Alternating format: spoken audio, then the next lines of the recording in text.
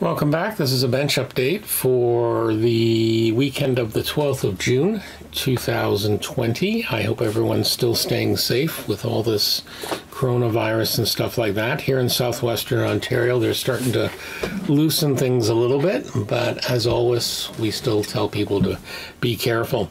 Anyway, this is the Skyhawk I've been working on. Just a reminder of what the box looks like.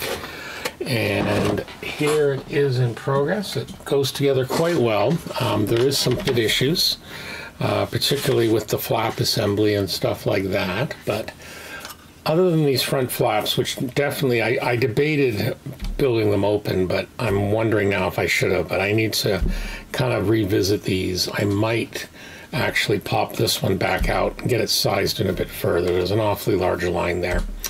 We'll see what happens. Everything else has gone on well. As usual, the perfect plastic putty works wonders. Once it's together, the fit's actually not too bad. I have masked the canopy in preparation for the primer. The front part of the canopy, I use the tried and true method of bare metal foil and then very carefully with a scalpel blade. The back one, it does have an area which is marked or kind of etched in where the paint line is, but it's very subtle, and I really had trouble seeing it with the bare metal foil, so I decided to go back to the traditional Tamiya curved tape and masking tape for that. Other than that, it didn't really give me a lot of problems. Again, it's an older kit, so there is some fit issues. But yeah, it's a good size. I'm often reminded of how small this aircraft is. These are the drop tanks. This is the only thing I'm going to be adding to it in terms of under the wing. I've always loved the Skyhawk with these big drop tanks. It always reminds me a little bit when you see it flying of a float plane. So that'll be interesting once I get those in. So they're ready to be primed as well. And then I picked up through a former member of my local model club. He had a bunch of decals, and I did manage to get this one included this sheet here. This is a sheet from Sabre Decals, very old sheet, but it actually has, it's designed for an F-86 Sabre from the old Golden Hawks air demonstration team.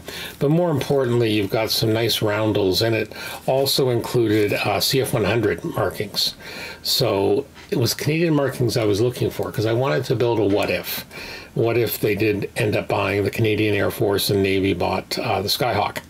So that's what I'm going to do. I'm going to put these roundels on. The decals look in pretty good shape. They are old, so they might have to go out in the sunlight for a little bit. There's just a hint of yellowing, but we'll see what happens.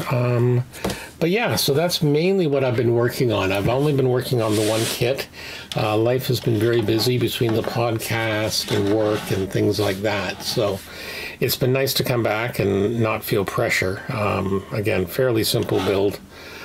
Still a little bit of filling to do. I've got to do filling in the tail area, stuff like that. But that's where the perfect plastic putty, and you've heard me mention it before, it's simply wonderful stuff. Well recommended. Fills in beautifully, comes off nicely. And that's what I'll use for this tail section here. So, because there's just a little bit of a gap, and we'll fix that. Nothing unusual. So that's it for the bench review. As always, don't forget to like and subscribe to the channel. And you can also come and see us at scalemodelpodcast.com, where Anthony and I talk about all things hobby and model related. That's it for this time. Thank you and be well.